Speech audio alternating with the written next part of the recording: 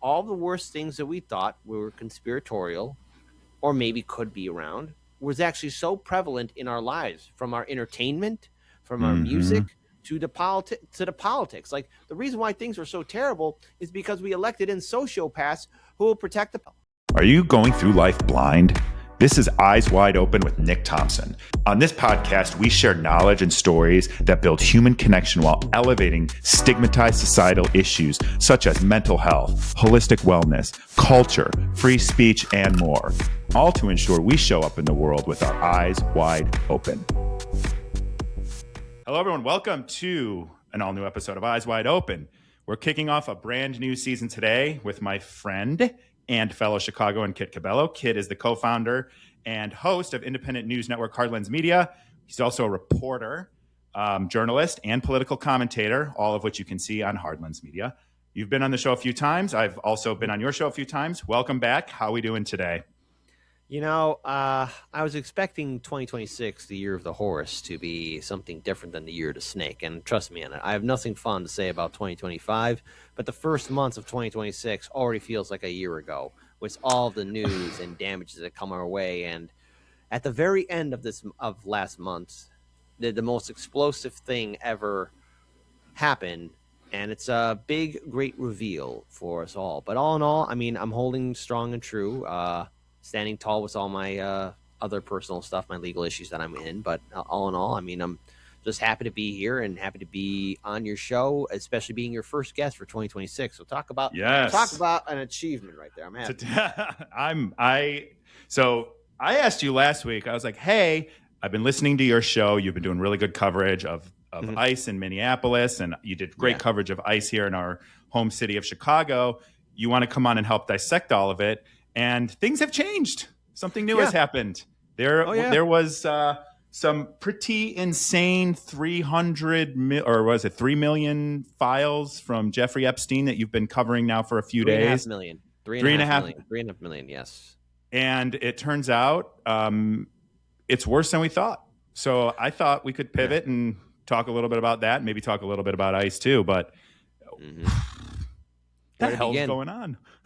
Well, let's face it. All those jokes that we've heard about us being ruled over by satanic, elite, rich, pedo-loving, human trafficking, supporting sycophants, pretty much more or less is true. There's no good way to tear this down, but to your audience, if there's a celebrity or musician, actor, actress, director, scientist, intellectual, politician that maybe you look up to or respect, or, like, hey, that's a guy I really, or gal I respect. If they're on the list, side eye them. And I say this, there's no such thing as innocent, only varying degrees of guilt. These people who play their rich games, these people who are part of the entertainment and influencer culture, they know each other's secrets. They know each other's little traumas and dramas, okay? And they know all the things that are hidden in their closets. So for the fact that you have people saying that, oh, I didn't know, or I kind of knew, or I sort of knew, it's still inexcusable, because the most prolific human trafficker in international history was in all the reigns of power, from entertainment, music, video games, politics. He was in it all. He had countless acres of property, not only here in the United States, but he owned more than just one island. He had a couple of islands, all right? And there are so many disturbing pictures of him with minors, him allegedly interacting with or engaging with the selling of women and children, and I'm including in, yes, girls and boys. I know this is going to be uncomfortable, people, but let's rip this Band-Aid off and wake up to reality. This man was protected. This man was looked after. This man was part of the big club, the one that George Carlin talks about. And this big club is filled with very evil people. I'm going to say that again, evil, because they knew who he was. I would say to these rich celebrities, would you want your little kid, your boy or girl, to be with Epstein alone in his mansion? Do you want to leave your kid, your son or daughter, to these rich people? Do you feel comfortable doing that? I'm pretty sure the answer would be no, because they heard something. If they didn't partake in it directly, then they've heard of it. And if they heard of it, then they know of who he was. You're just complicit. Like how everyone in Hollywood knew who Harvey Weinstein was, just like how everyone knew about the Diddy parties. Everybody knew. No such thing as innocent or, oh, I didn't know. No, you knew. In a best case scenario, you turned a blind eye. That's the best case scenario. And how is that best case? You could have stopped it. You could have said something. Yeah. Well, I think, and to set the table a little bit more, and this is going to be, we're diving into the Epstein files if you haven't figured that out yet. And the reason that I think this is so interesting is twofold. One, when was that legislation passed? Was that in October to release the files? October, November, somewhere around there? I believe it was sometime October, November. I mean, yeah. Like now looking back at 2020, the less I look back at 2025, the better, because that was a terrible year for me. But I would say October, November would be the time when those files got released, and Thomas Massie and Ro Khanna were successfully able, and again, I'm not a fan of politicians, but at least these two were able to successfully not only get the Senate and House, but the president to sign on the full release. However, again, when these files were released, you know, the first wave, 70% of them were redacted. And then the second wave, I mean, we got names of people, but still redactions. And I understand the only people who should be redacted, or what should be redacted, is of course the horrific imagery of the children being assulted. Let's be any clear victim, on that. Any victim that doesn't want to come forward. Yeah, right. I completely agree. And I think it's like, you know, some of the victims who do want to come, who have come forward, at least as it stands, unless I stand corrected, and please correct me if I'm wrong, and please correct me in the comment section, but I believe the victims who have come forward do not have a problem with their names being there. No. They want the names of the people who have partook or knew of the crimes. I mean, we'll get to it later, because I don't want to go on a tangent here. So go ahead. This is your show, buddy. No. Yeah, you've been following this. You've been reporting this every day since it's happened. Since 2019. Since 2019. And, you know, I remember, so what's so interesting to me is I should have wore it. Actually, it might be in story. I have a Epstein didn't kill himself ugly Christmas sweater from that year. Okay. And now I'm not even sure if he's dead, but we don't need to get into that. But what I think is there's a couple big. Me. Yeah. No, nothing surprised me. You know what? Nothing surprises me anymore, ever. I'm just kind of like, sounds about right. And this too, because I remember 10, 15 years ago talking about the Illuminati and people thinking you're crazy. It's like, surprise. And this one got me, was it last night or it might have been Monday night? Do you remember, I think it was 2020 or it might have been 2019, 2021. Do you remember the Wayfair conspiracies where there was people saying that Wayfair was using furniture listings to traffic children? And the way that they would do it is they would have, it'd be like a marketplace, right? So you go in and you've got this cabinet, and I can share these, and I'll actually put a link down to Instagram where I see someone cover this the other night. And so they would take a cabinet, and let's say that cabinet's $200. Well, it's a marketplace, right? So there would be $200 for these cabinets, and there's 6 sellers on there. One of the sellers would have this cabinet for $250,000. And all of these furnitures had names, human names. The Kayla, the this, the that. And I remember back then, people were speculating. I'm in the dark web sometimes.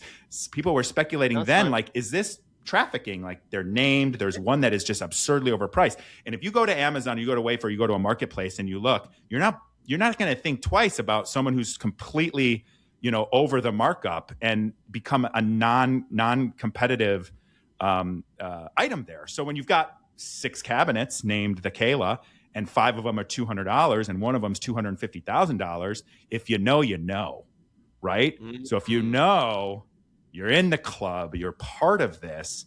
Then you go and you know that you're buying a person for $250,000 disguised as a cabinet. You look at a company like Wayfair; they have the infrastructure globally to build, ship, move stuff around because that's their business model, right? Yeah, and so. Exactly.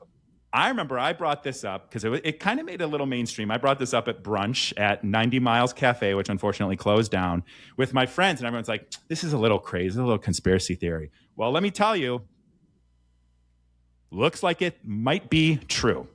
And more and more people are now covering it and pointing it out. And my point of bringing this up is to say everything that you think might be true could actually be true, whether it's a conspiracy or not. Because these things that are coming out in the Epstein files are like things that you would be called a conspiracy theorist for even suggesting that Alex Jones, who's been right about a lot of stuff, turns out. Alex Jones is like completely, which by the way, where the hell is he right now? Like, well, he's remember, here's the thing. The reason why there's a change in Alex Jones, remember, he got his butt sued royally by families of Sandy Hook, okay?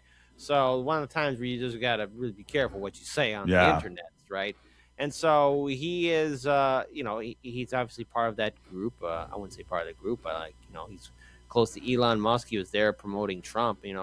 He's got to tiptoe carefully what he's got to say now, because he can't be like how he used to be. Because if we had old school Alex Jones, he would be on the rant 24/7. He would be screaming from the rooftop about all of this more. Yeah. So he is posting. But you know what else is rather frightening and disturbing is that, yes, all the worst things that we thought were conspiratorial or maybe could be around was actually so prevalent in our lives, from our entertainment, from our music to the politics. Like, the reason why things are so terrible is because we elected in sociopaths who will protect the public. Yeah. We elected in again, you might have to bleep that because I don't PDF file. PDF file. Yeah, PDF. You have to bleep that. I'm sorry. I got to put more work on you. I apologize. You got to be careful with speech now, because you can't use proper words on the YouTubes or any social media anymore, or AI or anything like that. So, look, yeah, the worst things are happening. You have the email drop of even Bill Gates allegedly having unprotected sex with Russian hookers, and then supposedly, according to the self-email that Jeffrey Epstein emailed to himself, that Bill Gates wanted to secretly give Melinda Gates antibiotics for an STD that he gave her. So, yeah, and this is actually in the emails. This is one of the things I wanted to do. Let's get into some of the specifics. This one is insane. So Bill Gates is just, I don't even, despicable. And I actually want to talk about Melinda, too, and her recent, which you talked about on your show today, but her recent words. And what is so crazy to me is that he was going to Epstein after he had adventures on Epstein Island to get antibiotics for STD so that he could drug his wife unknowingly to throw her off the scent of how he's a disgusting, despicable PDF file. And that's verifiable in the emails.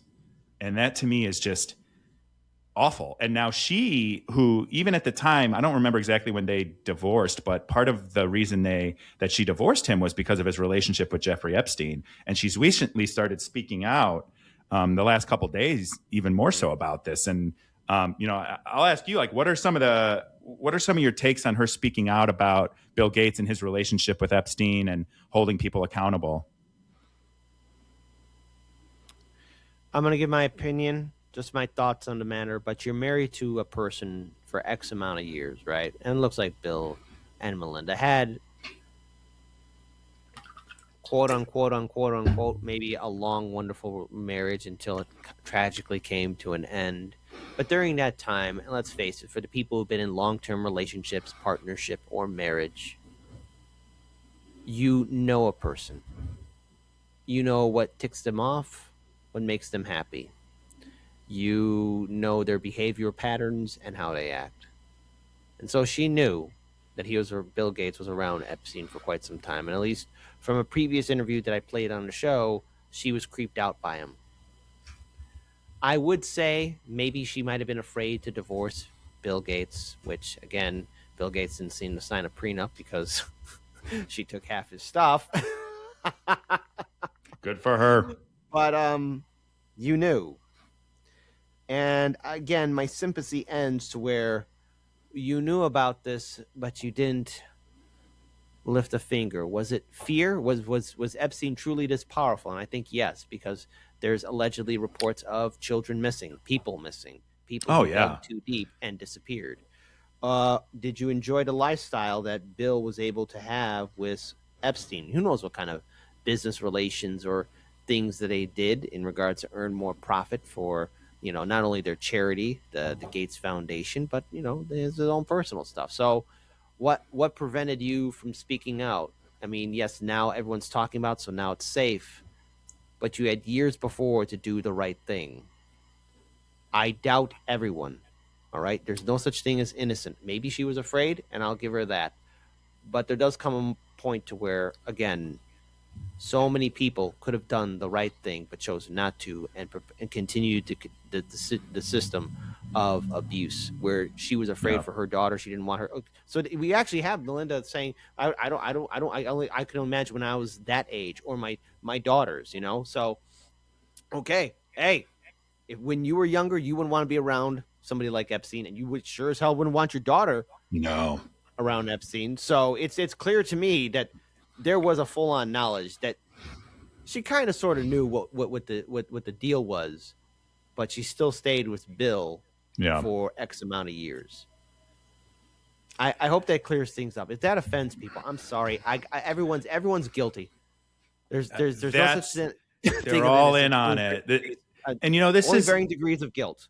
Yeah, this is this reminds me too, the way you just put this, of Hillary Clinton staying with Bill Clinton, right? And I remember like 2016, it was like she was this beacon of hope for women, and I just kept thinking to myself, I'm like, she let her husband like walk all over her and then stayed with him, and he's still out there with his escapades, and she just stays with him. Like I don't know that that's a beacon of hope for necessarily like a strong woman. But I digress on that. But that I understand the fear thing, and I can't blame anyone for protecting themselves and their family first and foremost. I'm not going to put anybody down for doing that. But what is so crazy to me, and what I'm struggling with mentally, is everyone, right, left, seems to be in on it. A lot of people and look at and like, or are a politician or are a celebrity, and we haven't seen the worst. We've only gotten about half of them through. On the list. Jay-Z's on the list, for example. Rapper Jay-Z's on the list. Intellectual Noam Chomsky's on the list. I wanted to talk about Noam Chomsky. So maybe we'll save that for a little bit later. Okay. No, that's fine. No, let's do that. Yeah. So who's some of the most shocking people that are on the list? Well, you obviously got Bill Clinton and Donald Trump, so that there just to trigger the Republican and Democrat voters. See? Yeah. Your two champions knew the most prolific trafficker in international history, and I don't care what Trump says, like, oh, I kicked him out of Mar-a-Lago. You still knew, or kind of sort of knew, who he was and what he was about. And I don't expect Donald Trump to be like, well, I didn't know. Like, Trump, you gather information on a lot of people. You had to figure out something about Epstein, something in some form or way. Well, Bill some Clinton, of the stuff that's come out about Trump and people are. Again, it's crazy. People are being divided over this. I've been saying for a long time, when these files come out and the whole world, especially the people in the U.S., realize that everyone is in on it, or at the very least complicit with it, that was going to be the uprising of America. That was going to be the uprising of the world, because there's one thing we can divide on everything, but our country is extremely, and rightfully so, empathetic to children. Children have been used to draw us into other wars. You remember in the 90s, they brought that girl from Iran, and she was testifying that they were taking babies out of incubators and throwing them on the floor. We are a very empathetic people towards children, but somehow people are still seem to be letting them use this to divide us. The left is going Trump, Trump, Trump, Trump. It's like, yes, but he's one of hundreds. He's one of hundreds. So you got Bill and you got Bill Clinton, Donald Trump. You have Bill Gates, Jay-Z, Bill Gates. You got the heads of music industries. You have the heads of Elon, video game. Sorry, excuse me. You got Elon Musk there. Now, again, to be clear on this, I know that at least as it stands, Trump never visited the island. I mean, that's what we do know. You know that he had a relationship. And then, of course, Elon was asking, hey, can I go to one of your parties? And not invited. Then you have people like Noam Chomsky. Excuse me. Again, you have people like Noam Chomsky, who I view as one of the great, or at the time I viewed as one of the, as a good intellectual, somebody whose work I can respect. But then you have him in an email giving advice to Epstein on how to survive the accusations of being called a PDF file. And I'm thinking, holy crap, because I'm reminded of this tweet that I saw that Aaron Mate posted on social media saying he won't cancel Noam Chomsky. And I get where Aaron was coming from, but even this, Aaron Mate, what a dumb, stupid take. You've done a lot of great work for the Gray Zone I and didn't a know lot that of he great said work. that. Oh, you don't know what he's there? I'll send it to you. No. Let me Yeah, go ahead and please. pull it up here because it's one of the things where I'll actually read it to you what Aaron Mate wrote. Aaron Mate, who has Award-winning journalist, broke Russia Gate. Yeah. He's a phenomenal journalist. Yeah, I think he's a phenomenal journalist too. But this is one of his worst takes that I've ever seen done. And frankly, as far as I'm concerned, he needs to get his stuff together. So let me go ahead and click copy. I don't know if I could send. I don't know if you can see it. If I could send it. Oh, here, chat. I'm gonna send it to you via chat. Okay, send it over. To Nick Thompson. Hold on. Oops. Public chat. Okay, so I'm putting in the public chat. Yeah, that's fine. It's just us. So I sent it to you. All right. It's end quote. I will never cancel Noam Chomsky. He devoted decades of his life to tireless solidarity with oppressed people, especially by his own government and exposing the propaganda used to subjugate them. His impact on that front is immeasurable. This doesn't mean he's above critique. He took positions I disagree with, especially in recent years. I think he made an error in judgment befriending Jeffrey Epstein, who, when he met Noam, had been convicted of soliciting prostitution from a minor. If you think Noam Chomsky deserves banishment despite having zero complicity in that or Epstein's other crimes, okay, I'm going to decline to join you, just as I decline to join those in the establishment who've been trying to cancel Noam for a lot longer. To which I will have to say to Aaron, listen, if I found out one of my close friends engaged in horrible interactions with a minor, that person is gone from my life, period.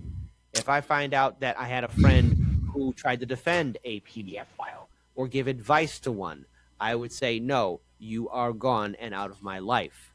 I would say, again, for somebody like Noam Chomsky, even writing an email to Epstein, I find it completely questionable and disgusting on how to survive the media onslaught of being called. And again, why would you want to email somebody who's dealing with these accusations? Again, like it's been proven. There's been numerous points of times where Epstein has been engaging in horrible affairs, especially with the help of his ex-partner, Miss Ghislaine Maxwell, who's at Club Fed, a white-collar prison.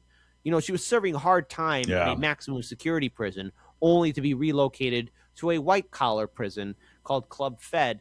And just so you know, a lot of those white-collar criminals, again, bad guys are bad guys. But when you got the bad guys saying, hey, we don't want this person here, yeah, because Club Fed is like a resort compared to where Ghislaine Maxwell was at. So, you know, I look at Noam Chomsky and I view him with suspicion. I can't respect somebody who's going to write to a known PDF file. Hey, buddy, everything will be fine. Don't answer direct questions. You'll be okay. All that kind of stuff. I mean, that is just it ruins his entire legacy. Yeah. And same thing too. You know, I talked about this on the show. Somebody that I respected a lot. I like to study. For example, when I was a kid, I really liked studying dinosaurs, and I found out that one of my favorite all-time heroes, Jack Horner, was invited to a ranch that was belonged by Epstein. So, for example, here's something written by Jack Horner, famous paleontologist, who also advised Steven Spielberg for the first Jurassic Park movie. Hi, Leslie. I want to thank you for all your help in getting me to Jeffrey's ranch. It was a lot of fun, and although we didn't find any dinosaur fossils, we did discover that he has an oceanfront property with a beach that's filled with loads of shellfish, potential for marine reptiles, and a really cool old railway. Jeffrey and the girls were very gracious hosts, as were Bryce and Karen. And of course, the food was incredible.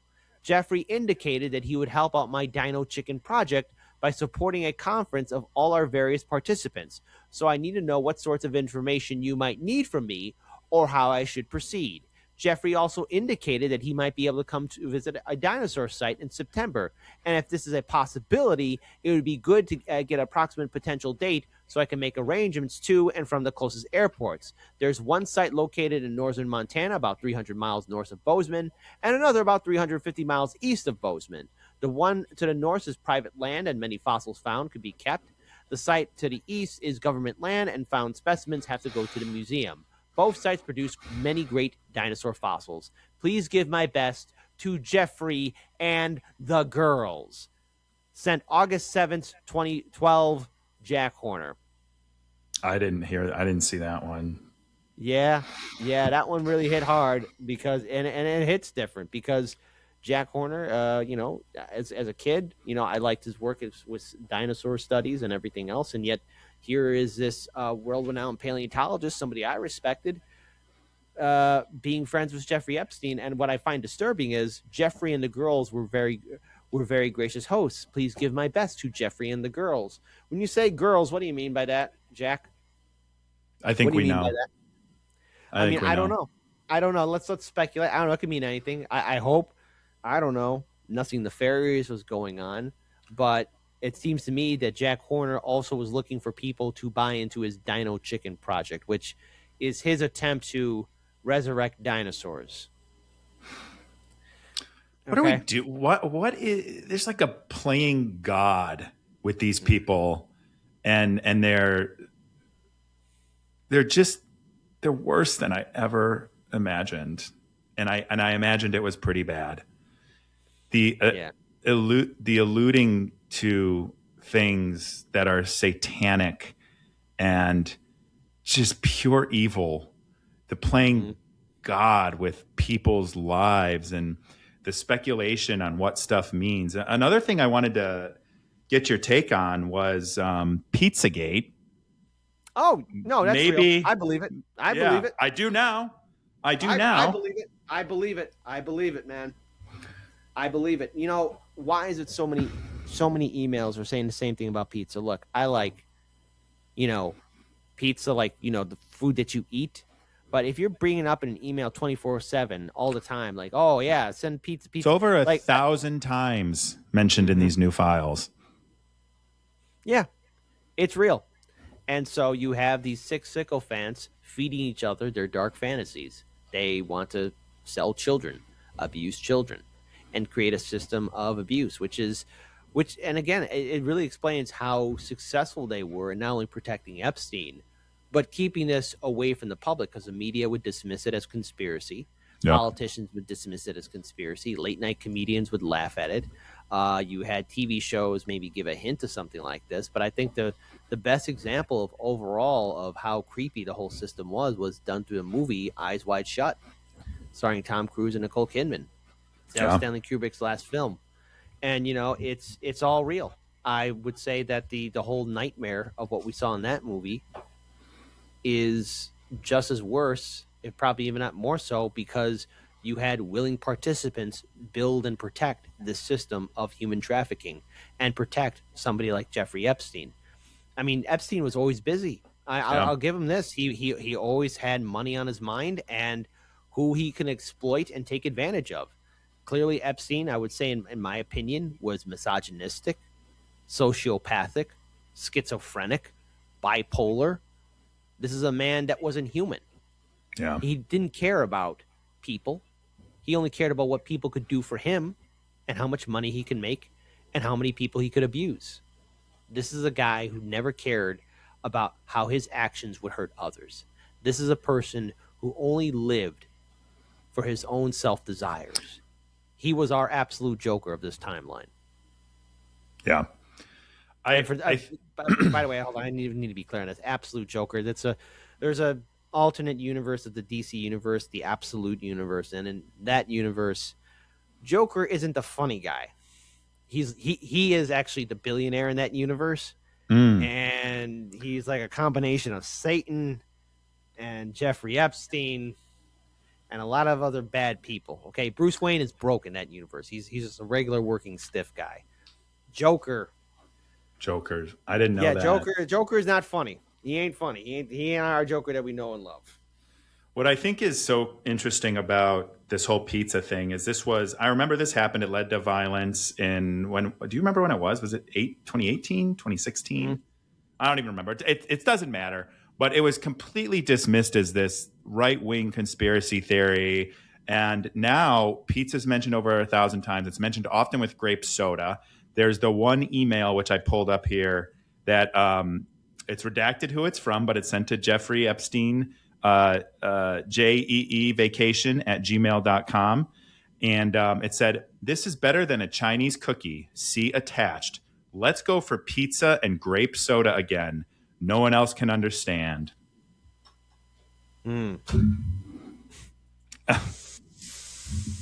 Okay, well, I'm going to bang my head against a brick wall right now. Yeah. Maybe after the show, of course. What I think, well, maybe we could do it together, bang our heads together, because it's. So I kind of want to talk about how this happened and what this meant. But before we do that, is there any big reveal that we haven't touched on that you think is important to share? I think we got a lot of the big ones, but we're halfway through these things, and the stuff that's come out, there's all sorts of other speculation on what stuff means. I don't know that it's. Okay, so let's deal with a couple of things here, because people are going to mention in the comment section about Trump. All right, so we got to address Trump here. Okay. Yeah. First of all, he, as it stands right now, unless further evidence shows, he did not visit the island. Now it's clear that Epstein did visit Mar-a-Lago, and there are at least reports within the Epstein files of Trump engaging in inappropriate activities. Again, I got to be careful what I say here, because it's one, I don't want anything to happen to this video getting flagged, okay? Because it's like, for those who don't know, the YouTube algorithm, because people embrace censorship, especially from 2015 up until now on tone policing YouTube and going after quote-unquote fake news, the algorithm, since it's now all artificial intelligence, is now going after, and even if we're talking about serious matters like this, it could view as somebody who's doing some harm. So I just want to be clear on that, people. So just, we're trying to be careful. I've marked a few times we've used the wrong words. So you don't want to get marked with it. So what I would say is, you have him, at least as some reports saying, he's engaging with inappropriate activities with minors. There has been talks about young people, women, children being buried in different areas if they don't comply. Victims saying that they were threatened, that their family members were threatened. So I think there is the potential of, okay, we're seeing in these files of people either being threatened or giving firsthand accounts of seeing another person being threatened and being taken out. So, all right, I will ask this: where are the bodies at? Where's the great question? Okay, because if now I'm seeing how people are like, yeah, it's been like this. Oh, I didn't know. Let's address the other thing. Where are the bodies? Where are the people? I'm pretty sure there's a lot of missing people. When you see those Amber Alerts now, I hope that everyone, when they see an Amber Alert now, like thinks differently. On the back of your head. Yeah, think about it differently, because what was another child put into the system of perversion so that one of these rich bastards can get their rocks off? Just throwing it out there. Where are the bodies? Where are the graves? Matter of fact, hold on. I'd love to know. I'd love to have an investigation. Wait, okay. Now this one is probably conspiratorial, and I'm most likely I'm wrong on this one because I didn't see this in the Epstein files. But I just thought of it right now, and maybe we'll be the first ones actually bringing this up. Nick, where are the holding cells? That's a good question. For the women, for the women and children that are not deceased, but are disappeared, so they haven't been found. They're not dead. Yep. But are there holding cells, underground facilities, warehouses, where perhaps maybe in some abandoned area nobody goes to, owned by somebody? Are they released? And what happens to them when they're released? Are they just released back into society? Are they returned to their parents? Were their parents complicit? Are they MK Ultra'd? If you want to go down that, dude. If you think about how big this is,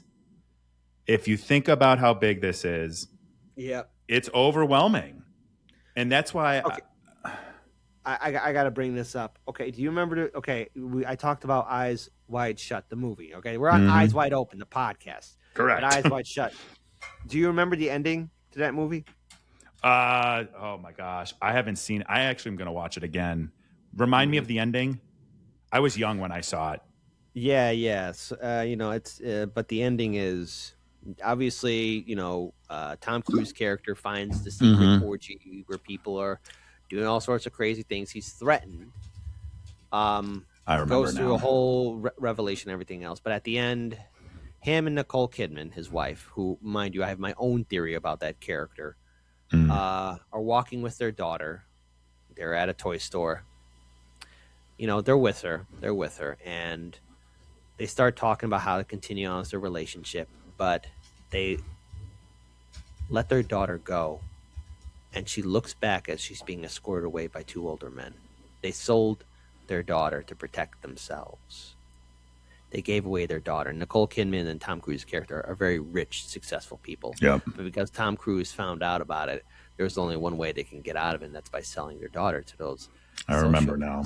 Yeah, and that's the ending of it, because that was just the price. You found out, and when you talk about were families complicit, there might be some things in which maybe a family's in debt, or maybe somebody did find out something, and you gotta pay a blood price, a high price.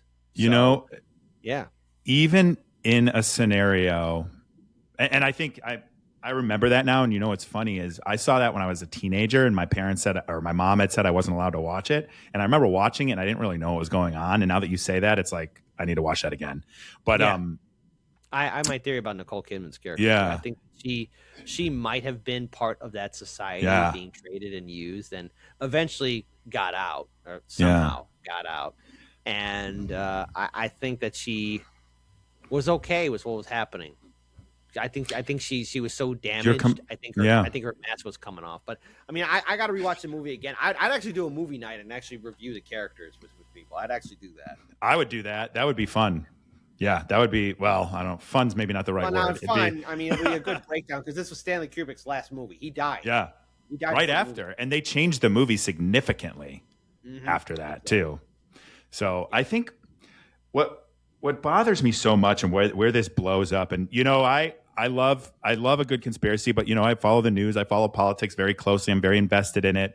I listen to all sides. I listen to you. I listen to Jimmy Dore. I'll listen to I listen to Breaking Points. I know not everybody likes them. I like them. Lots of different sources, lots of different perspectives.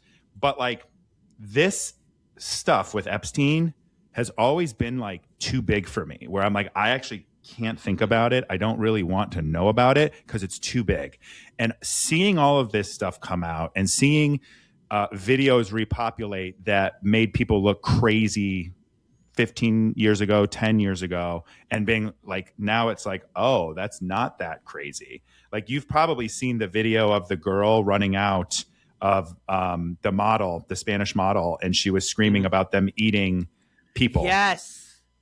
Oh my God. She was declared. I should find that video and put that in here. So give me just a second to note that. Yeah, I can find it for you too, actually. Yeah, I had it on Instagram, and I forgot to grab it before this. But here you go. Hold on, copy it for you in 3, 2, and uno. Here it is, right here in the chat. Boom. I am going to open this, and I'm going to share this because I want people to watch this, because this doesn't seem so crazy anymore. Yeah, exactly. All right, let me share. Let me see how to share this. Folks.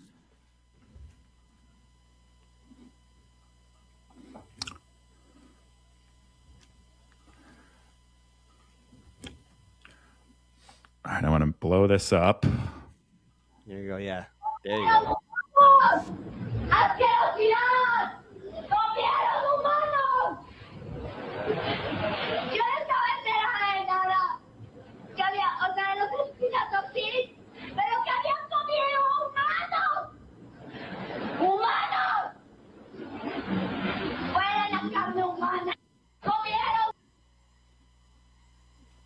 I believe her.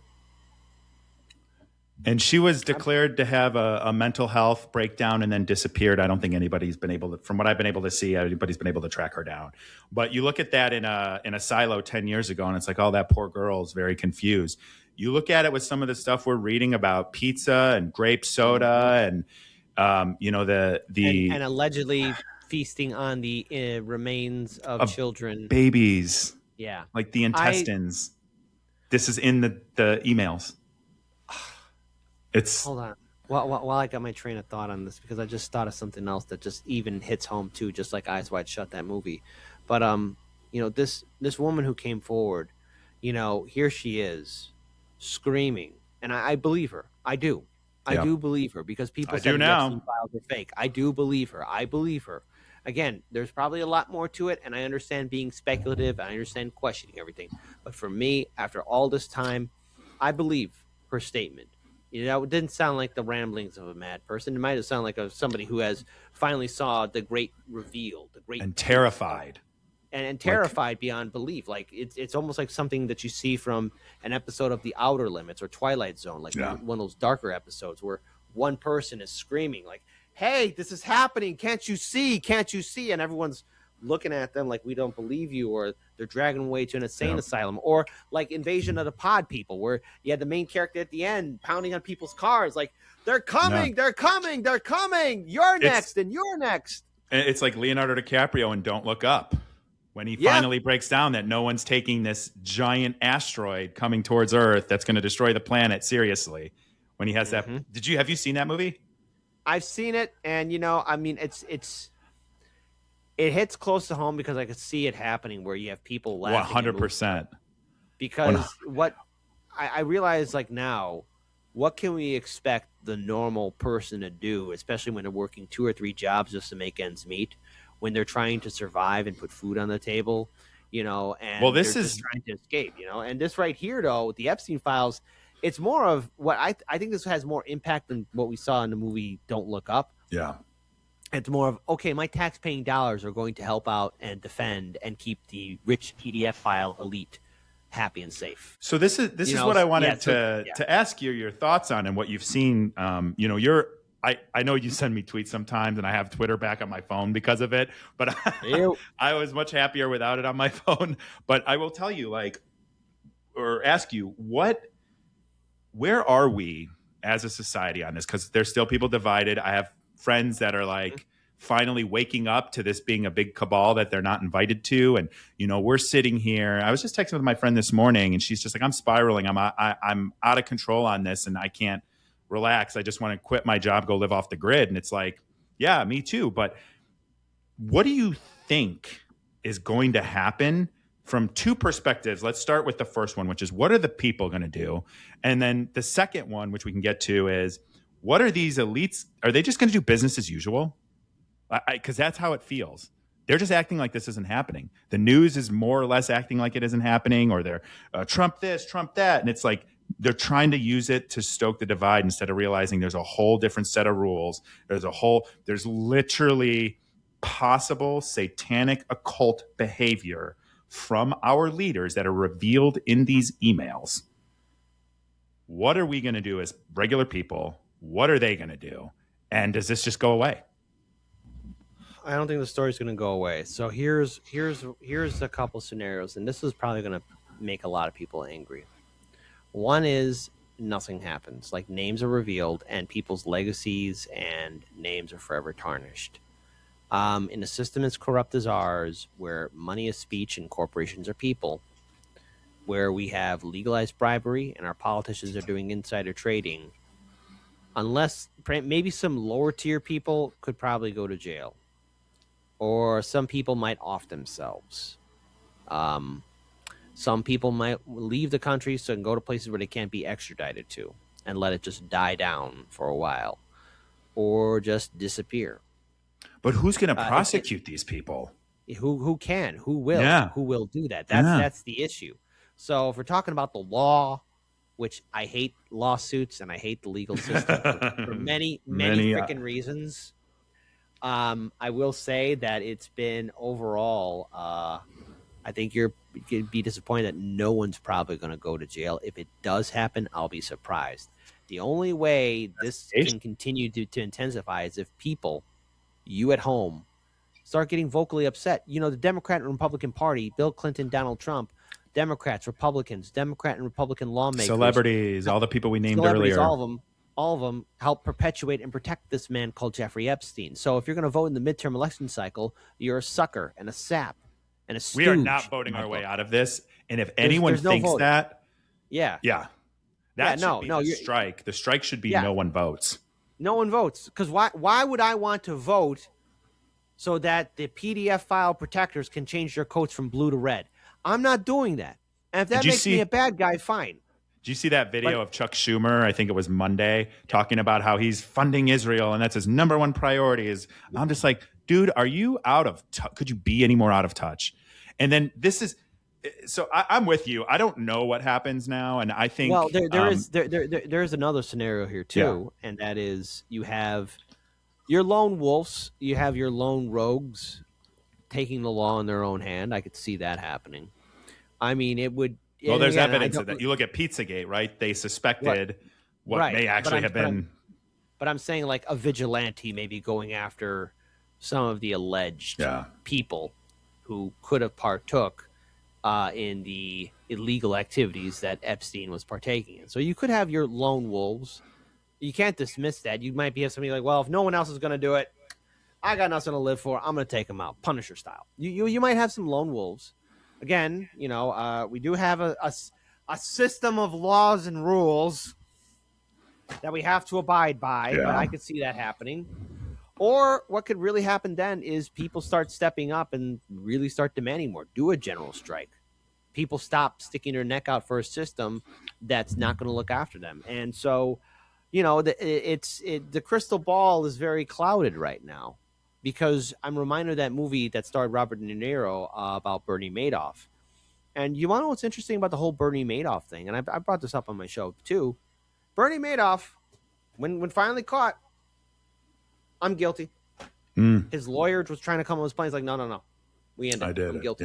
Yeah. He said, I'm guilty. Now, he was also made into, without his consent, probably, the sacrificial lamb for 2008 and the financial collapse. But he told, the FBI was shocked. The prosecutors were shocked. Like, I'm not fighting back. I'm going to say I'm guilty to everything. No fight back at all. No fight back at all. And one could argue justice was served. He went to jail. He said he was guilty. He wasn't fighting back. Yeah. The victims, were you going to get your money back?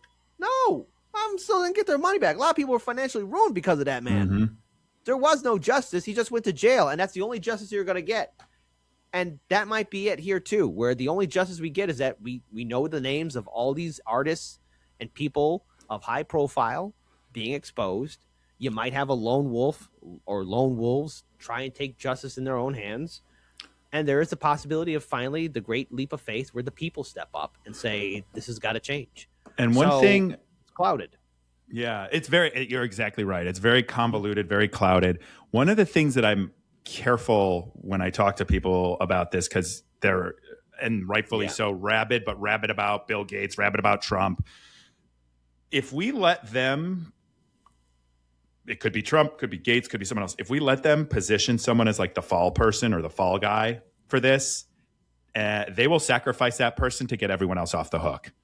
So we've got to be careful. We've got to be careful about trying. And, we love a good guy and a bad guy, a hero and a villain. We've got to be very careful about how we allow them to position people as big names and then position them as the fall guy, because then everybody else gets off and they are not above sacrificing a fall person. Yeah. And I think one other thing I wanted, but who could be the fall guy? I mean, here's the thing: Epstein's gone. Ghislaine Maxwell's in Club Fed.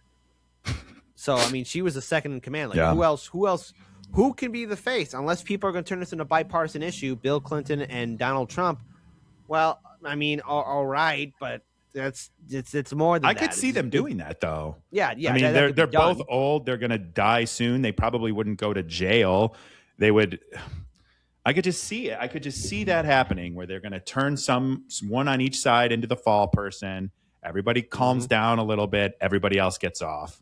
And I think that there's no one to prosecute. There's no one to enforce the law. I don't know if you have, and maybe I'm a little behind, but I haven't seen any calls for investigation that are legitimate, except from Ro Khanna, who I heard him on Breaking Points again yesterday, where he was saying, he's actually saying what I was saying just a minute ago, like, calm down. Like, we do have a lot of stuff here, and we have a lot of stuff that needs to be investigated, a lot of people that need to be investigated. And it isn't just as simple as, why were you there? What were you doing? Who else was there? Why were they there? What were they doing? And those are the types of things that I want to see coming from our law enforcement. I'm just not sure we're going to get it. But then we're all still working We're all going about our days, trying to concentrate. And Exactly.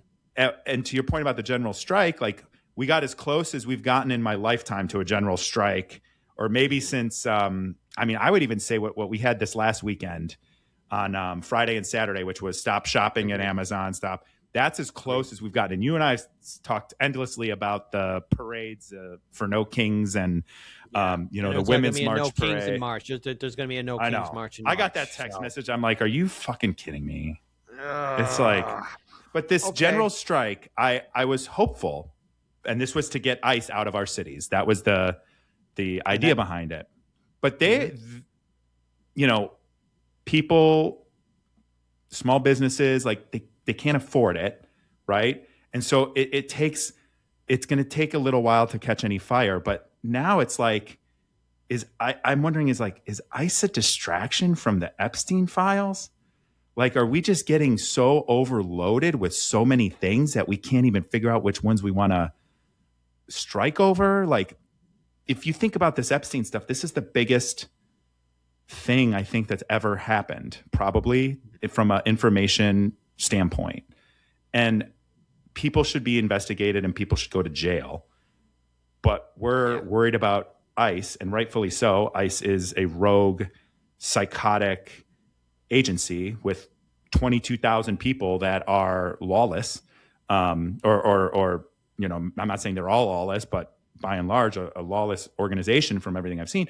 And I'm looking at it and I'm like, that's really bad, but this is like way worse, I think, in terms of systematic.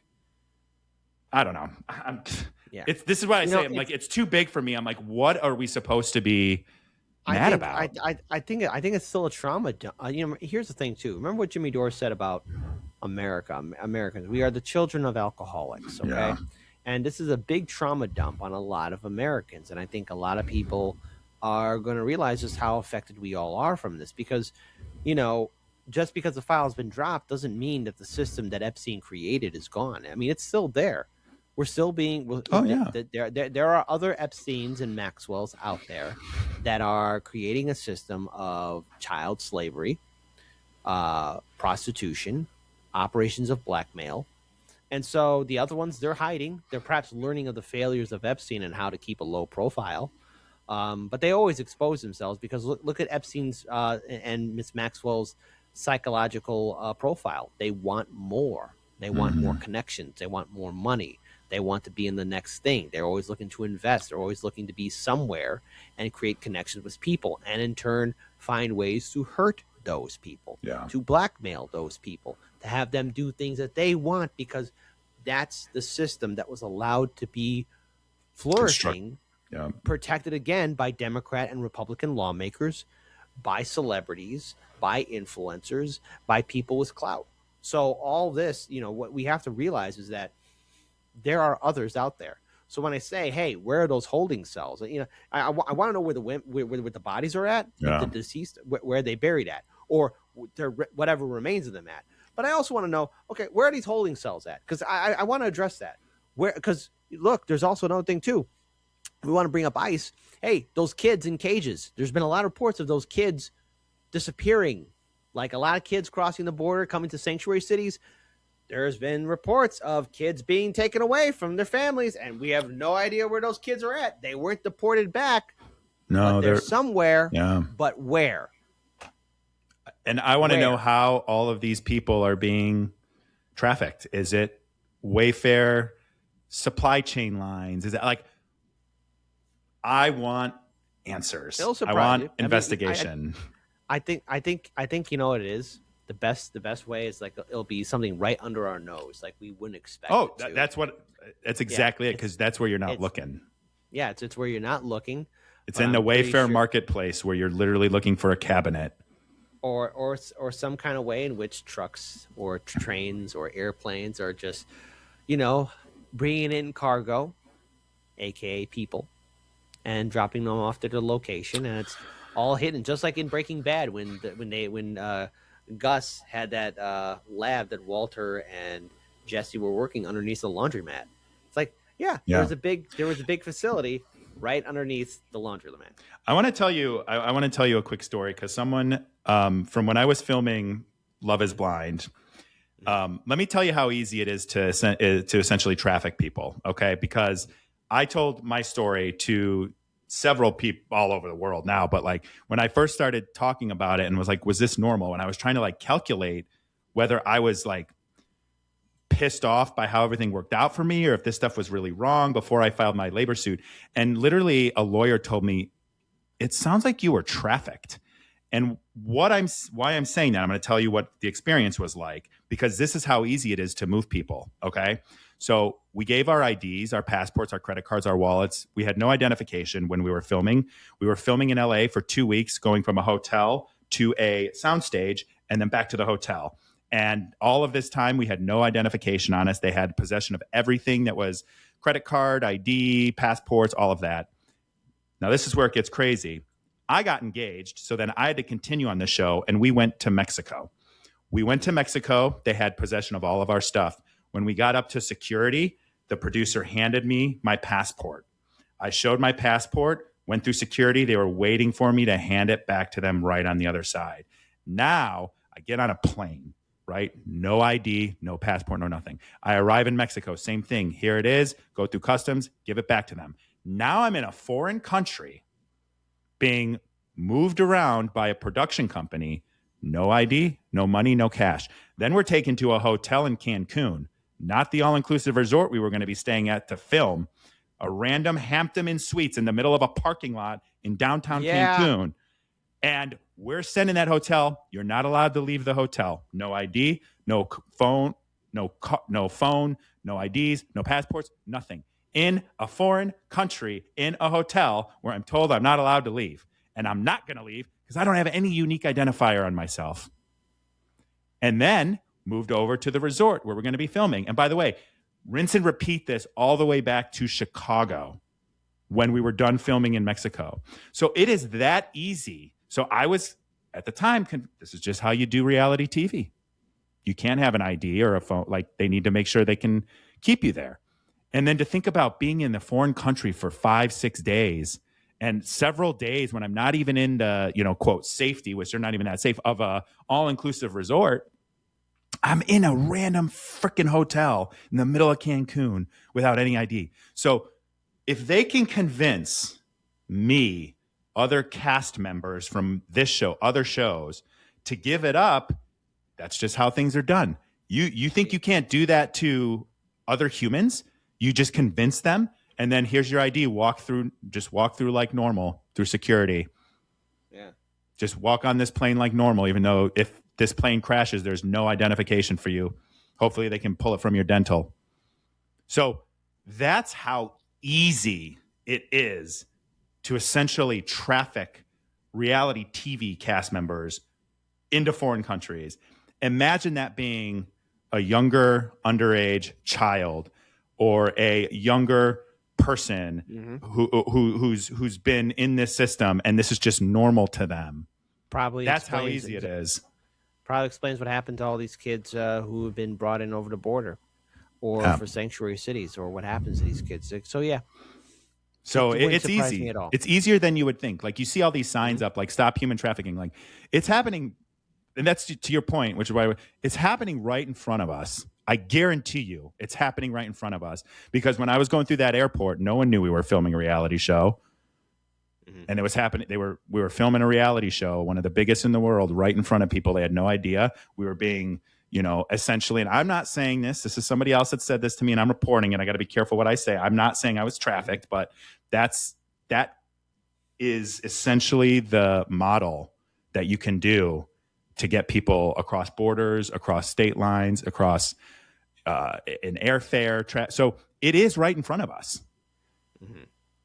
Right in front of us. Wow. So, wow.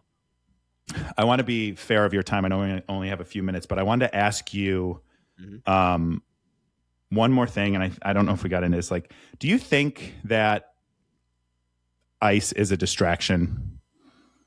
Do you think Iran is a distraction? Yeah, of course. Do you think here's the thing. Look at last year, how they tried to kill the Epstein story before we got all these media dumps. Look at how they tried to cover it up or dismiss it even before 2025. But 2025 was an interesting year because there were a lot of distractions. But like climbing up from the dead, Epstein's corpse pointing at himself, saying, "Hey, I'm still here." So yeah, I would say that Minnesota, the Somali fraud, the subpoena of Governor Waltz and the mayor of Minneapolis and other Democrat lawmakers. You have the ICE agents taking the lives of those two Americans. You have ICE agents engaging in combat and this escalation of force with protesters. So yeah, that was a distraction. War with Iran, that's a distraction. I mean, what can we gain with a war with Iran? The seizure of the Venezuelan oil platforms, which, by the way, again, we arrested Maduro. We moved super fast on that one. We haven't moved after anyone on the Epstein files. Yeah, we didn't even get to. There's so much and by the way, shit going on. The president of Venezuela, the new president, who was part of Maduro's administration, more than happy to work with the USA. So it's like, okay, she's saying, "Oh, we'll never be a colony again," but you're working with us now. Yeah, or hey, the acquisition or trying to get Greenland. It's all distraction from what is the most important story of all, and that is, for decades, our government and our celebrities and our musicians and our people of high influence protected, known, or were in the orbit or by proxy knew of the actions of the most prolific trafficker in international history, named Jeffrey Epstein, and were good associates with his friend or his partner, Ghislaine Maxwell. So yeah. It's depressing. So it is depressing. Is ICE a distraction? Yes, it is. Do I think ICE is going to come back to Chicago? Yeah, I think Trump has an itch with Chicago. He's got a problem with J.B. Pritzker and Mayor Brandon Johnson, who I'm not fans of either, but he's more than happy to escalate things here, bring in more agents to Chicago. He wants to deploy the National Guard here to Chicago. I mean, or he has indicated that he's wanted that since 2016. So, I mean, it's like, what more can be said? Like, all this is a distraction. All of it is a distraction, and people need to keep their heads on a swivel about this. And we need to be very self-aware of just what is being shown to us and presented to us. But with the story of Epstein, final note, the conspiracy theorists were right. And, I feel sorry for the conspiracy theorists, because what more do you guys have now? I know. I know. The amount of things in the Epstein files that I feel like vindicated on is like, it's the saddest vindication ever. But it is like, well, it was all true. So now what are we going to do with it? And that's where I think we're at. And that's where I'm curious to see what happens next. We'll see what happens next. But we just got to stay strong and keep our heads on a swivel and stay positive, I guess. Everything will unfold naturally, I guess. Yeah. And I just want to always encourage people, don't hate your neighbor. This isn't about sides, especially with this Epstein stuff. It is us against them. It is us against the ruling class. And we need to come together, and we can debate some of the stuff that we disagree on from a political policy standpoint.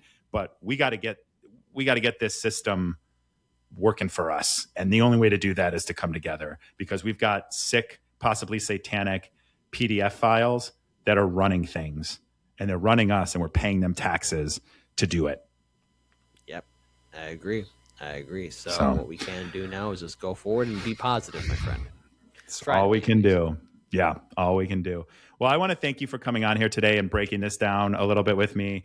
Like I said, I thought we were going to talk about ICE.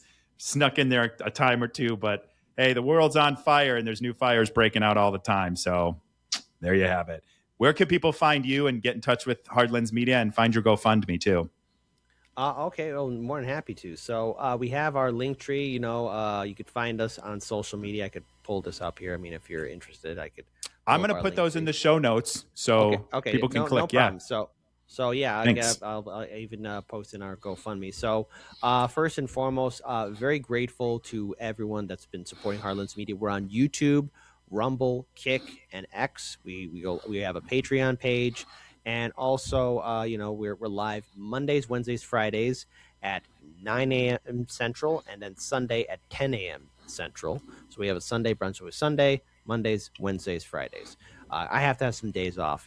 There are days right now where it's just a little much, and I'm doing some extra work too. So I'm working about a couple different jobs here now, and then we have our GoFundMe. And anyone that can, please consider supporting our GoFundMe. We are in a legal fight where we're in a copyright case and a few other cases too that have been put against us, and it's been an overall nightmare. We've been dealing with this now for 2 years. God willing, it could be over. But any support, any donation, any sharing is greatly appreciated. Yeah. And one day I can have my life again, and that'd be Yeah. so nice. And I want to say this, my little commentary I know about your lawsuit and everything you've shared. So I can tell everyone this lawsuit, it is awful what's happening to Kit and Hardlands Media. So any times are tough. We all know, but any support there, even sharing it out would be grateful. And then lastly, thanks again for the time and the energy. And I love doing this. And every time we do this, someone says we got to do the Kit and Nick podcast. So I'm going to bring that up again. You know what? I'm more than happy to collaborate with all my colleagues in independent media, and now more than ever, just happy to be with you, buddy. Okay. Yeah. And I'm glad you're taking days off. So keep it up. Yes. But I'm still working. So right. Just like there are some days off I do take, some things I do have myself, but it is what it is.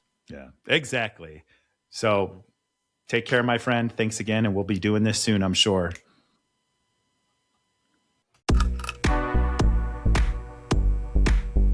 Thank you for joining us on this week's episode of Eyes Wide Open. If you enjoy the show, the best way to support us is by sharing or dropping a review. For more information and content, check out engagewithnick.com or find me on Instagram at nthompson513. Don't go through life blind. Do the work so you can show up in the world with your eyes wide open.